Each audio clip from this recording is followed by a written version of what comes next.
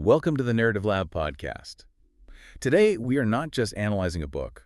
I mean, we are, but it feels bigger than that. It really They're does. cracking open a file that honestly feels less like a novel and more like a warning shot fired from the future. Or a philosophical treatise disguised as a space opera. Yes, exactly. We're dealing with a stack of paper that is, and I don't think this is an exaggeration, arguably one of the heaviest, most terrifying, and yet strangely inspiring works in modern history. For sure. The whiplash is real. We are diving into a story that didn't just win a few awards. It completely shifted the center of gravity for science fiction on a global scale. We are, of course, talking of the three-body problem and its whole trilogy, Remembrance of Earth's Past by Cixin Liu. It's a massive topic. And it's one of those rare works that genuinely makes you look up at the night sky and feel a very specific, very new kind of shiver, you know. Oh, I know that shiver. It's not awe, it's dread. Right. It's not just a story about aliens. It's a story about, well, sociology, game theory, the darkest chapters of human history, and the absolute unforgiving limits of physics. It's a book that asks, if we're not alone, are we safe? And the answer it gives is, well, it's not a comforting one. Not at all. The answer is complicated. Complicated is putting it mildly. The answer is terrifying. And our mission today is pretty ambitious. We've come through a mountain of sources, literary critiques, deep dive YouTube analyses, academic papers on strategic defense, even the source material on the recent Netflix adaptation. The huge pile of stuff. And we've distilled all of that down into 20 key points. We're going to range from the hard physics of orbital mechanics to the deep psychological scars of the Cultural Revolution. We want to understand why this story scares millions of people, but also why it inspires them. And I think we have to start with the sheer scale of this phenomenon, our first point. Because before this book, Chinese science fiction, it had a different name, Chaohuan, or Ultra Unreal. Chaohuan, right. It was essentially a niche interest in the West. It was basically invisible to the mainstream. If you ask an American sci-fi fan in, say, 2010 to name a Chinese author, they probably couldn't. Not a chance. Maybe a film director, but not a novelist. Yeah.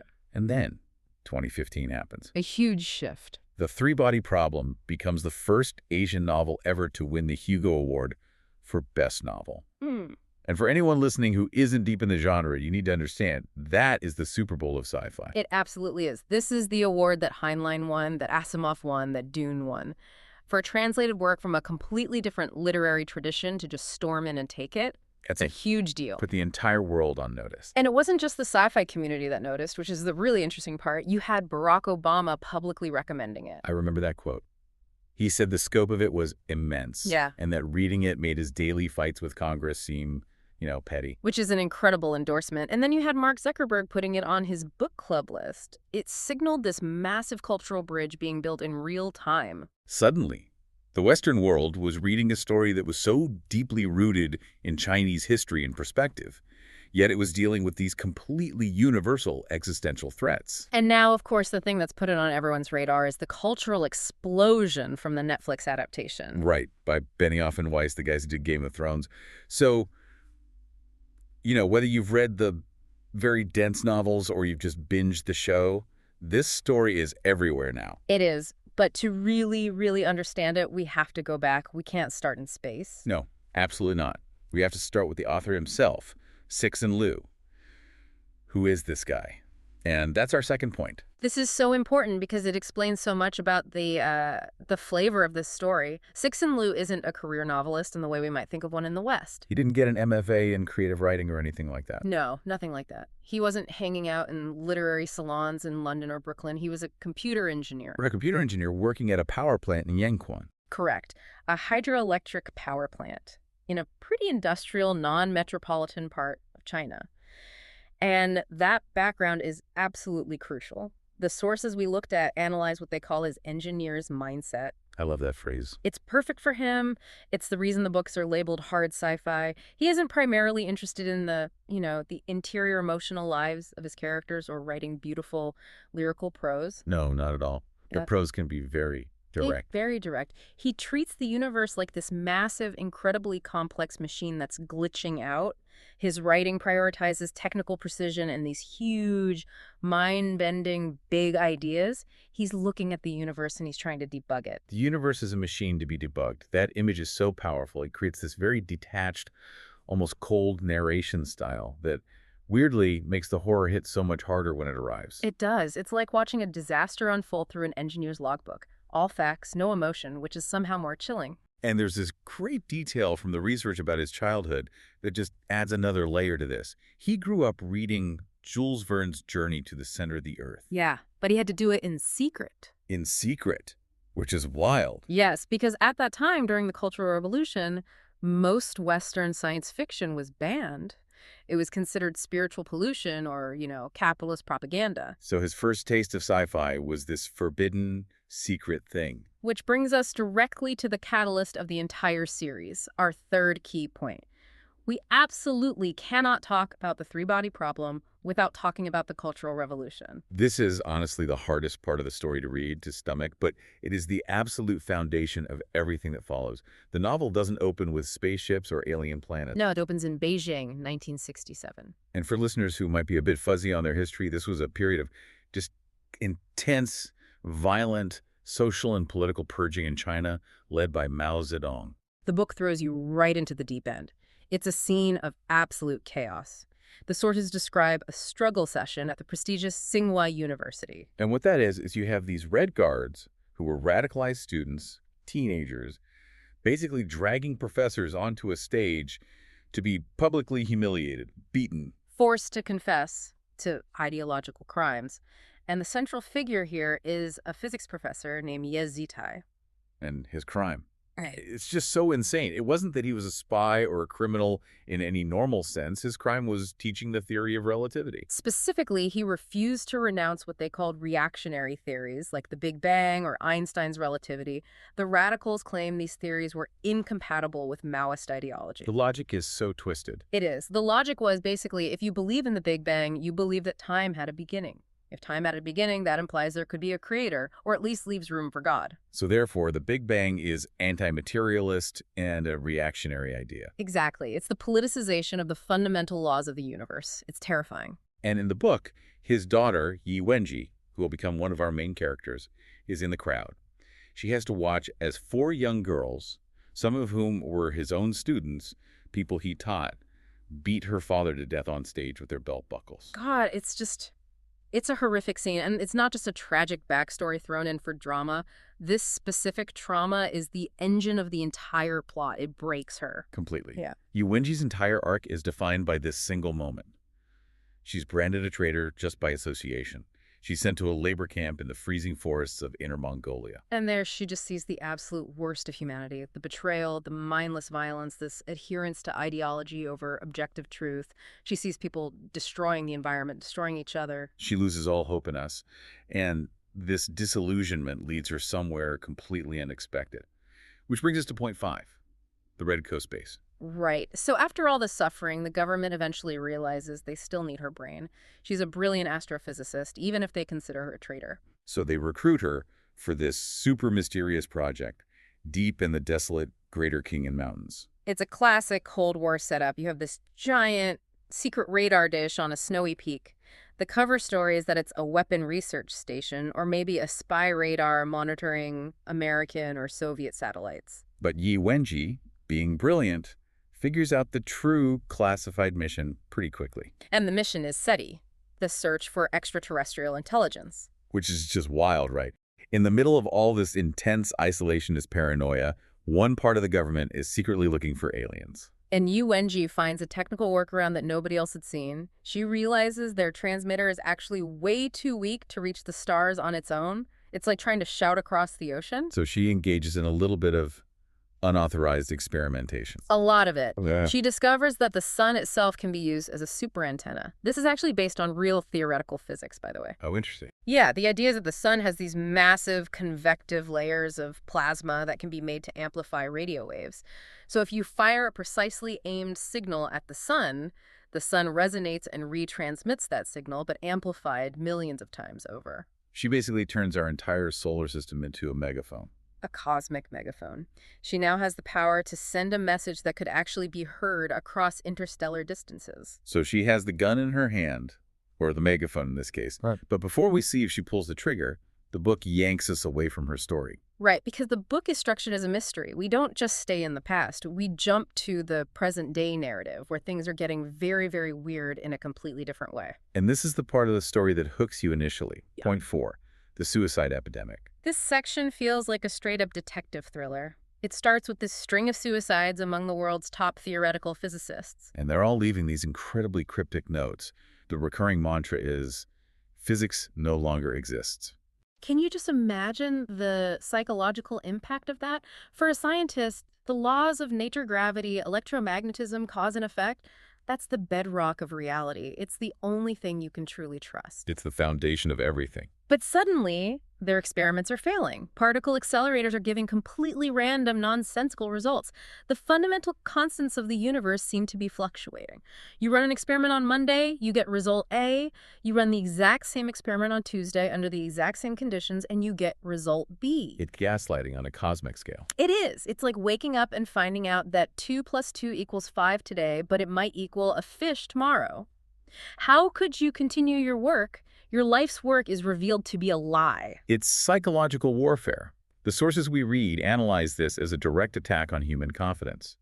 If the foundation of science is proven to be unreliable, humanity loses its primary tool for advancement. We're disarmed before we even know we're at war.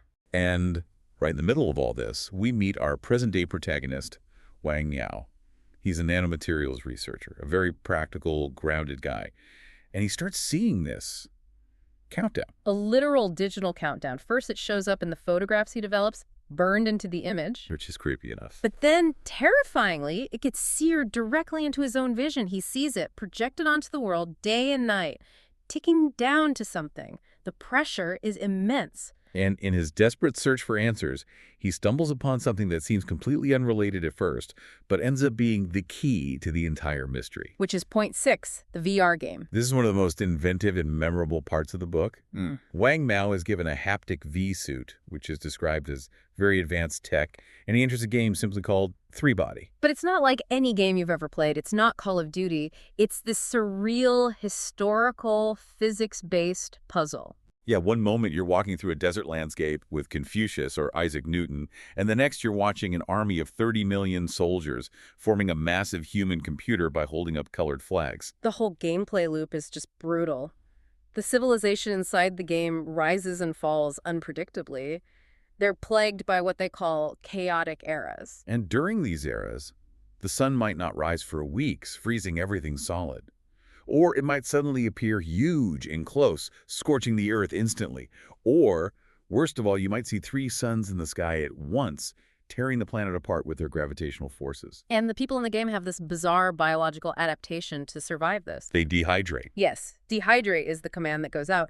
And all the citizens lie down, expel all the water from their bodies, and they turn into these dry, rollable skins. Like parchment? It's such a weird image. And they're stacked in these giant granaries like sleeping bags to wait out the chaos. Yeah. Then, when a brief, stable era returns, they're all thrown into a lake to rehydrate and, try to rebuild civilization before the next catastrophe hits. It's so strange and memorable. But as Wang Miao keeps playing, he starts to realize this isn't just a quirky game mechanic. This isn't a fantasy world. It's a simulation of a real place. And that's the big reveal. The game is a recruitment tool. Exactly. It's being run by a secret organization called the ETO, the Earth Trisolaris Organization. They use the game to filter out the general population and find people who are smart enough to solve the puzzle of the 3 suns, but also capable of understanding and empathizing with a harsh alien existence. If you can feel sympathy for the poor people in the game, you might be sympathetic to the real beings who are facing this exact problem. Which brings us to the title of the book and point 7, the hard physics. Because the 3-body problem isn't just a cool, evocative name, it's a real unsolved problem in orbital mechanics. It dates back to Isaac Newton, right? Well, right. It's classic Newtonian physics. If you have 2 celestial bodies, like the Earth and the Sun, their orbit is perfectly stable and predictable. You can calculate where they'll be in 1,000,000 years using Kepler's laws. It's a solved problem. But the moment you add a third body of comparable mass, say 3 suns orbiting each other, the math completely breaks down. It becomes mathematically chaotic. There is no general, elegant solution to the 3-body problem. You cannot predict the movement. The system is inherently unstable. So The aliens, the Trisolarians from the planet Trisolaris, they live on a planet trapped in one of these chaotic three-sun systems. Exactly. Their poor planet is being flung around like a ping pong ball between these three suns. Sometimes it gets thrown into a stable orbit around one sun for a while. That's a stable era.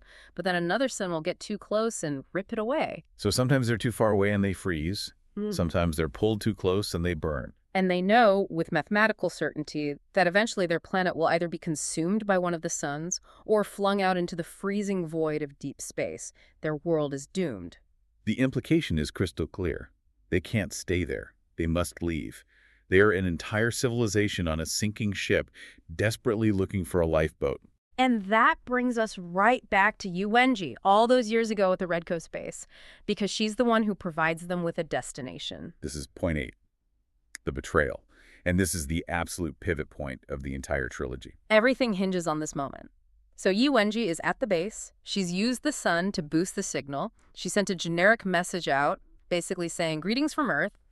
And years later, she receives a response. And the message is it's incredible. It's not from the Trisolarian government. It's from a single pacifist listener on Trisolaris, a lone worker sitting at a listening post who decides to break the rules. And he sends a warning. The message essentially says, "Do not answer this message. I am a pacifist in this world, but my civilization is not. If you answer, we will locate your position. We will invade. Your world will be conquered. Again, do not answer." It is the ultimate wrong number text message, but with the fate of the entire world at stake. It's a moment of grace, a warning from the dark. And Yi Wenji, she sits there, she reads the message, and she thinks about her father being beaten to death in that public square. She thinks about the labor camps. She thinks about the mindless destruction of the environment she saw. She has completely lost faith in humanity's ability to save itself. She's totally disillusioned. She views humanity as a disease, a cancer on the planet.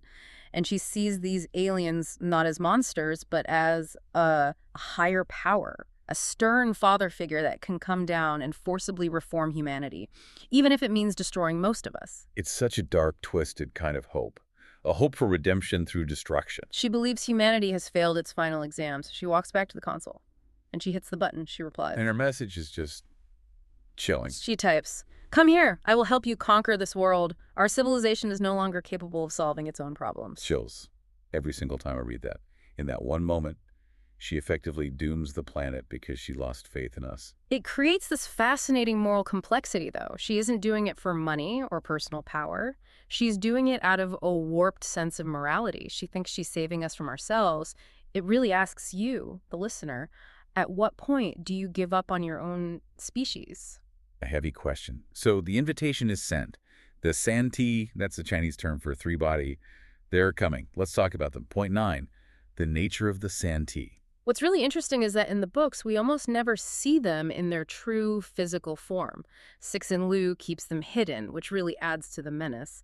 But we learn a lot about their minds. And because of their incredibly harsh environment, they've evolved to be brutally efficient, almost hive-like. But they have one biological quirk that changes everything. Their thoughts are transparent. Right. They don't speak with sound. Yeah. They communicate via direct thought transfer. The book describes it as light signals from their bodies, essentially. Exactly. For a Trisolarian, the act of thinking and the act of speaking are the same biological process. They physically cannot lie. If they think something, it's broadcast to everyone around them. Which makes their first interactions with humanity both hilarious and absolutely terrifying for them.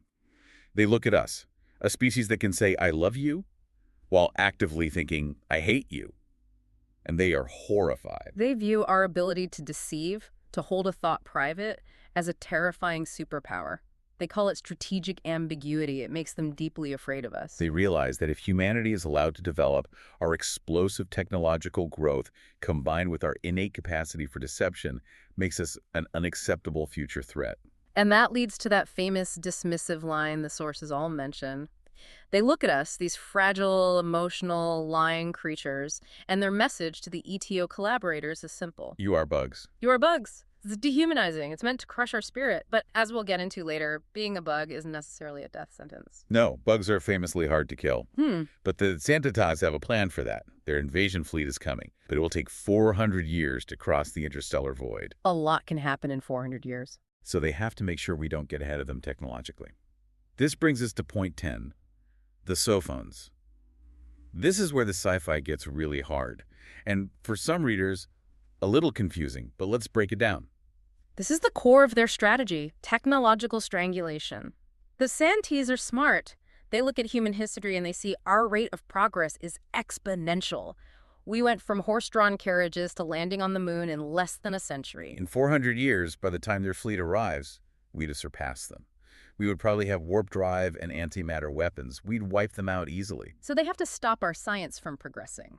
Not our technology, our science, our fundamental understanding of the universe. And they do it with a single proton. Which sounds insane, but this is where it gets wild. This relies on string theory, the idea that the universe has more than 3 spatial dimensions, maybe 10 or 11, but most are curled up incredibly tight at a subatomic level. The Santis have the technology to manipulate these extra dimensions. They can take a single proton and unfold it from its higher dimensions into 2 dimensions.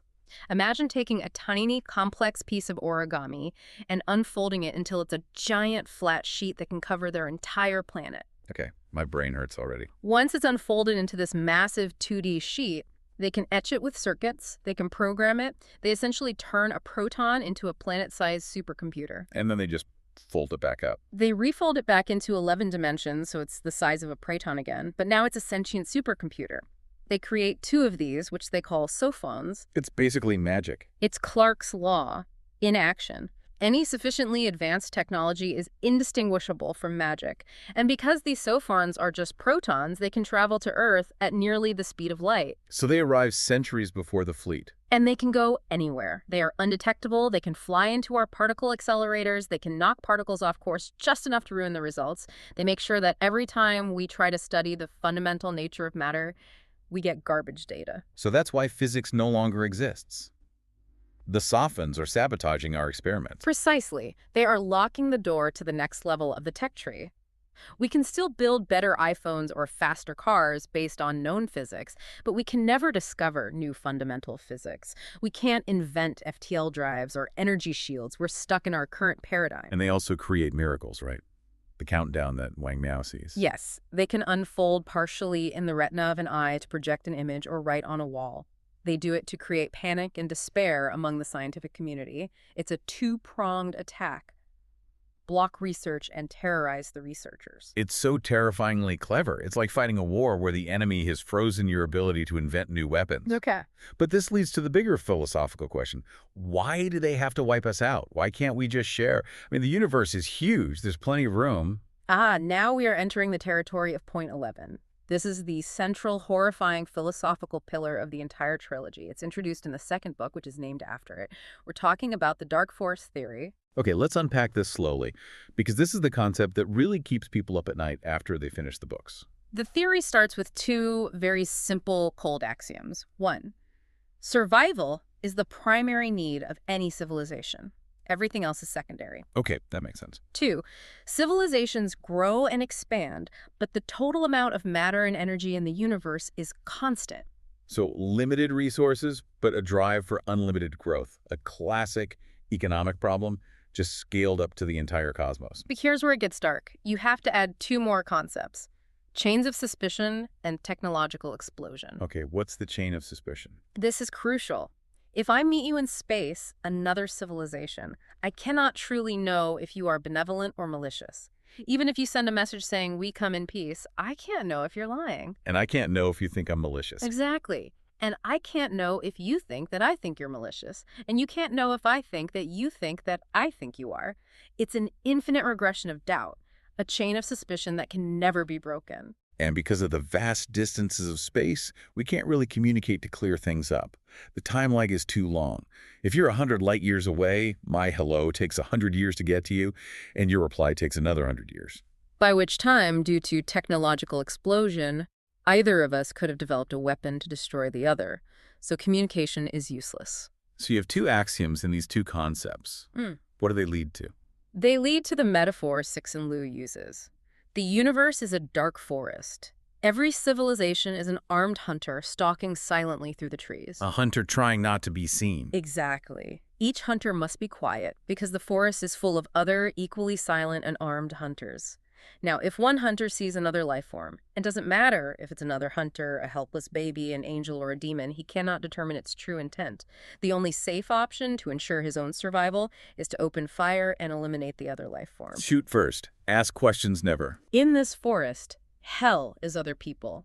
An eternal threat that any life that exposes its own existence will be swiftly and mercilessly wiped out. And this, Liu proposes, is the solution to the Fermi Paradox. The question of where is everybody? They're all hiding. Because in a dark forest universe, to be loud is to be dead.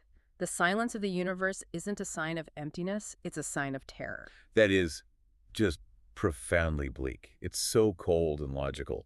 And it completely recontextualizes what Yi Wenji did. By broadcasting our location to the Santee, she didn't just invite a neighbor over for a cup of tea. No.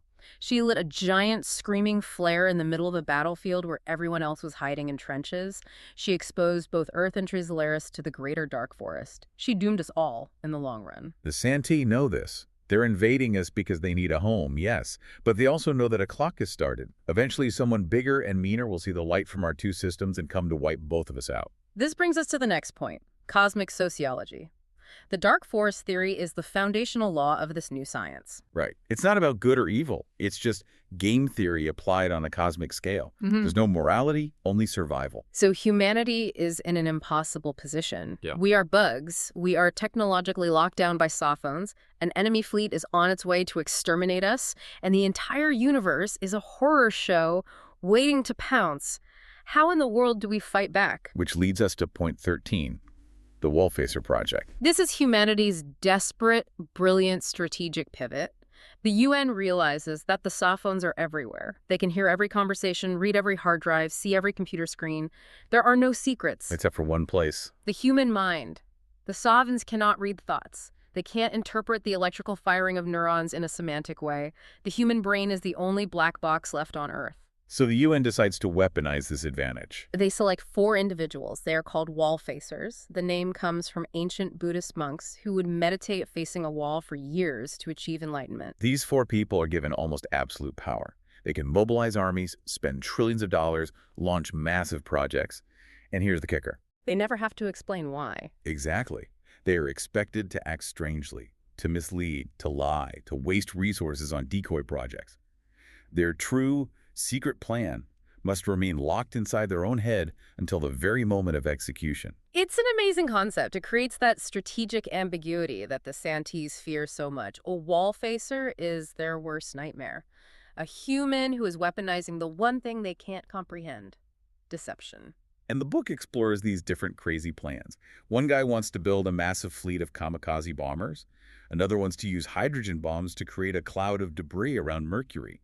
But the most important wall-facer is a guy named Liu Ji.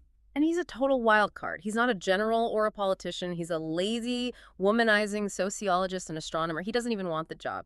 The first thing he does is use his unlimited budget to find a secluded mansion and buy expensive wine. But he's the one who independently figures out the dark forest theory, right? He's the only one the Santees are actively afraid of. Yes. They actually try to assassinate him multiple times, which clues everyone in that he's onto something. Because he realizes the truth of the universe. He realizes you can't win the fight, but you might be able to win the standoff. And that leads directly to point 14, the sword holder. This is the evolution of humanity's defense strategy. So Liu Ji figures out that he can't possibly beat the Santee fleet in a direct fight. Our technology is just too far behind. But he can threaten them. He can hold a gun to their head. It's the ultimate bluff. Or is it? He creates a system of mutually assured destruction, but on a cosmic scale. He sets up a series of bombs around the sun that, if detonated, will create a pattern that broadcasts the gravitational coordinates of the Trisolarian homeworld to the entire universe. He's basically building a giant cosmic tattletale machine. Exactly. He's Sick. threatening to reveal their location to the dark forest, which means some other super advanced civilization, some bigger hunter in the dark, will see the signal and almost certainly destroy Trisolaris with a weapon we can't even imagine. But there's a catch, right? There's a huge catch. Because Earth and Trisolaris are cosmic neighbors, exposing them also exposes us. If Trisolaris is hit by a cosmic bullet, the blast or the mere proximity of the event will reveal Earth's location too. We will both die. It's a suicide vest.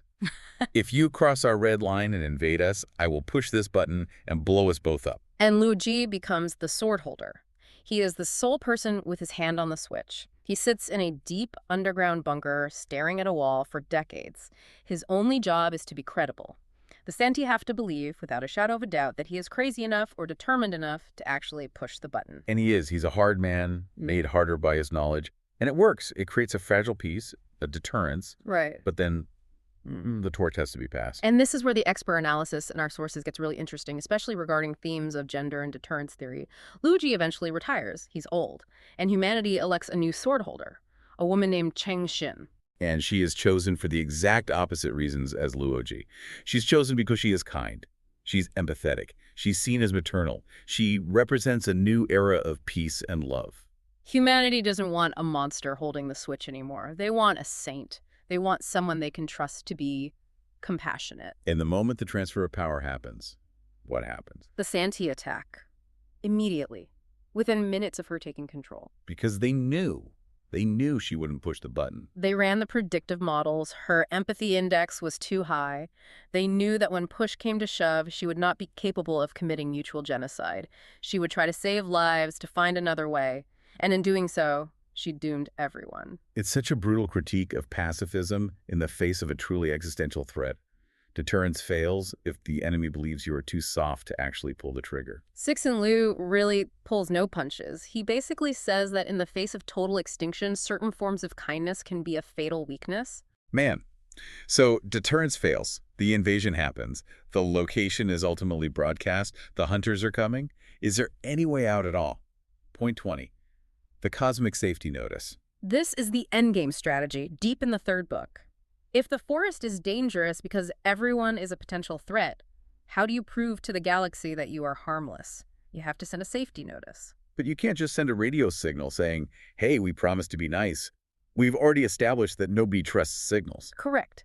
You have to engage in what game theorists call costly signaling. You have to do something to your civilization that is permanent, visible, and physically makes it impossible for you to ever threaten anyone else. You have to publicly maim yourself. And the solution they come up with is the black domain. The black domain. A civilization can use unimaginably advanced physics to lower the speed of light within its own solar system. Lower the speed of light. Yes, reduce it to something like the escape velocity of their sun. So light, and therefore any spaceship or object, can't escape the sun's gravity. You turn your entire solar system into a black hole of civilization. You lock the door and you throw away the key. Nothing can get in, but more importantly, nothing can ever get out. You survive, but you are imprisoned forever in a slow-motion bubble world. You disconnect from the universe to be safe. It's a tragic choice. Survival at the cost of all freedom and exploration, but even that, well, without spoiling the absolute final moments of the trilogy, let's just say the universe has even more terrifying and permanent ways of cleaning up messes. You're talking about the dimensional flattening? I am. I remember reading that part. The descriptions of the entire solar system collapsing, falling into a two-dimensional painting. It's one of the most hauntingly beautiful and horrifying images in all of literature. It connects back to the Santee calling us bugs. In the end, we are all just bugs getting flattened by a gardener who doesn't even notice we're there. The weapon used isn't even aimed at us specifically. No, it's just a tool used to clear some brush. We are collateral damage in a cosmic war we can't even begin to comprehend. Okay, let's pivot a bit here. We've gone through the plot and the high concept strategy, but we need to talk about the deeper themes and the critiques of the work itself. Let's go to point 15, resilience. Because despite all this crushing doom, there is a glimmer of hope. Yes, that line, "You are bugs."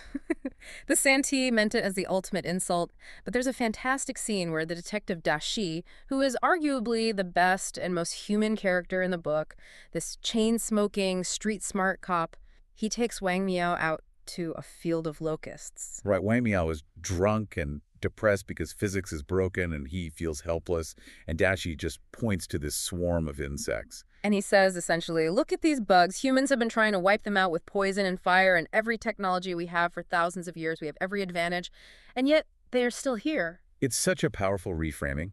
The technological gap between a human and a locust is immense, maybe incomparable to the gap between us and the Santee, but the locust survives. We are bugs, but we are resilient. It suggests that grit, adaptability, and just the sheer stubborn refusal to die might matter more than pure technological level.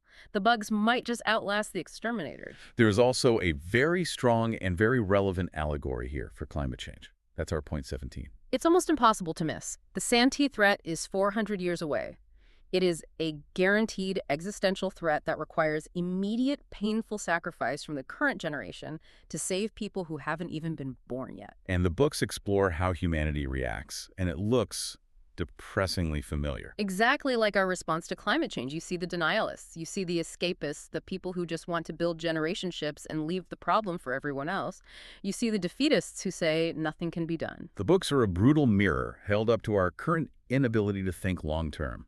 We are just fundamentally bad at solving problems that don't affect us tomorrow. It also challenges the very Western, almost Star Trek assumption that contact with aliens would be a moment of enlightenment. That if we all just work together, we can solve anything, Cixin Liu seems to be saying. Maybe not. Maybe the universe is a cold, unforgiving place, and maybe we aren't capable of the unity required to survive it. Now we have to be fair.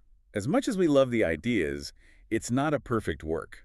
Let's talk about point 16, the literary critique. No, it's not. And if you go on Reddit or read the Goodreads reviews, the consensus is pretty clear. The ideas are a 10 out of 10. The characters, maybe a 4 out of 10. They can feel a bit like cardboard cutouts, can't they? Like they're just vessels for the philosophy. Especially Wang Miao, the protagonist of the first book. He's often described as a camera. He's just there to witness and record the events. He has very little interiority or personality of his own. And the female characters specifically have drawn some criticism from Western sources for being somewhat one-dimensional or idealized. Cheng Xin is the embodiment of compassion. Yi Wenji is the embodiment of disillusionment. But the defense, which I think is valid, is that this is a feature of the genre and the cultural context. In a lot of hard sci-fi, the hero isn't a person. The hero is humanity, or the science itself. It's a different priority in storytelling. It is, and it's a cultural difference. Western storytelling, especially post-Star Wars, loves the individual hero, the chosen one, the Luke Skywalker. A lot of modern Chinese storytelling often prioritizes the collective destiny. The individual matters less than the grand, sweeping movement of history. Speaking of cultural bridging, we have to give a massive shout out to Ken Liu. This is point 18, and it's so important. Absolutely crucial. Ken Liu is the translator for the first and third books. Joel Martinson did the second. And Ken Liu is a brilliant Hugo-winning sci-fi author in his own right. The sources we looked at suggest he didn't just translate word for word. No, he was more of a cultural translator. He was. He smoothed out the prose. He added these incredibly helpful footnotes explaining the context of the Cultural Revolution for Western readers who might not know the history. He made the text sing in English in a way that preserved the original intent but made it accessible. Many people argue that the English version is actually a tighter, better-written book than the original Chinese. It's a rare case where the translation might have actually improved the source text for a new audience. And finally, we have to touch on the big one, the thing that's bringing millions of new people to this story. Point 19, the Netflix adaptation. Because they made some very big changes. He did, and the biggest, most obvious change was westernizing the cast and setting. In the book, the present-day story is almost entirely Chinese scientists in Beijing. In the show, they created the Oxford Five, a diverse group of friends in London. They basically split the single character of Wang Miao into 5 different people. Which they did to create more interpersonal drama, more relationships, more conflict. It's a very television-friendly choice. And they massively sped up the timeline. Significantly. They pulled major plot points and concepts from Book 2 and even Book 3 into the very first season. They wanted to get to the good stuff, the Sophins, the Wallfacer Project, much faster, probably because they weren't sure they'd get a second season. And of course, they simplified the science. They had to. A visual medium can't spend 20 pages explaining the intricacies of the 3-body problem or 11-dimensional physics. It has to be shown, and that means simplification. So what's the verdict? It's a trade-off. Some of the depth and the slow burn dread of the books was definitely lost, but the trade-off was that the characters became much more emotionally relatable for a global audience. You actually care if Augie or Jin die. In the book, you care if humanity dies, but maybe not so much about the specific guy in the lab coat. So after all that, we have this massive, sprawling story. It starts with political violence in the university in 1967 and ends with the heat death of the universe. It covers, what, 18 million years of history? It's a staggering achievement. It's a story that forces you to confront your own insignificance in the grand scheme of things. It strips away that comforting blanket of "we are special" and replaces it with cold, hard, unforgiving game theory. But as you said earlier, it also champions the human intellect. Hmm? We might be bugs, but we are bugs that figured out the laws of physics. We are bugs that stood up to the gods and held them at bay, at least for a while. And that's the central paradox. It is by far the most pessimistic book I've ever read about the nature of the universe, and yet I couldn't put it down because I was desperately rooting for the bugs to survive. So here's the question we want to leave you with today. It's something to mull over while you're lying in bed tonight, hoping that no mysterious countdowns appear in your eyes. In a dark forest universe where silence is survival, is our boundless curiosity our greatest asset, or is it our fatal flaw? We are a species that just loves to shout into the void. We send out the Voyager probes with maps to our house. We blast radio waves with our pop songs and TV shows. We are constantly, desperately asking, is anyone out there? Maybe we should just stop asking. Or maybe, if we're going to keep asking, we better be damn sure we're ready for who answers. On that cheery note, thank you for joining us in the Narrative Lab. Yeah. If you haven't read the trilogy, please go do it. If you have, go outside tonight, stare at the stars, and try not to shudder. And remember, dehydration is always an option if things get too chaotic. See you next time.